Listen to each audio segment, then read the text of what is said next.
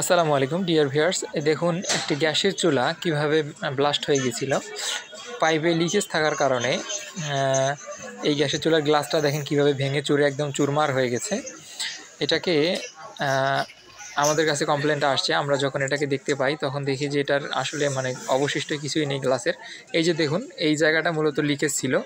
এই লিকেজ থাকার কারণে এই দিক দিয়ে গ্যাসটা লিক করে বাহিরের দিকে বের হয়েছে সূক্ষ্মভাবে। ধীরে ধীরে গ্যাসটা যখন বের হয়ে গেছে তখন দেখেন এভাবে আগুন ধরে কিন্তু এটা কিন্তু গ্লাসটা একেবারে কিন্তু চুরমার হয়ে গেছে আর কি। তো এটা চুরমার হয়ে যাওয়ার পর দেখুন কিভাবে চুরমার হয়ে গেছে।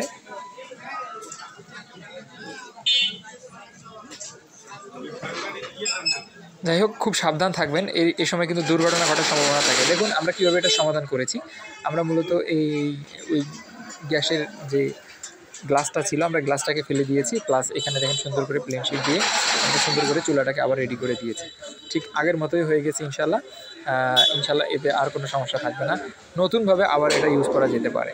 সবাই ভালো থাকবেন, আসসালামু আলাইকুম।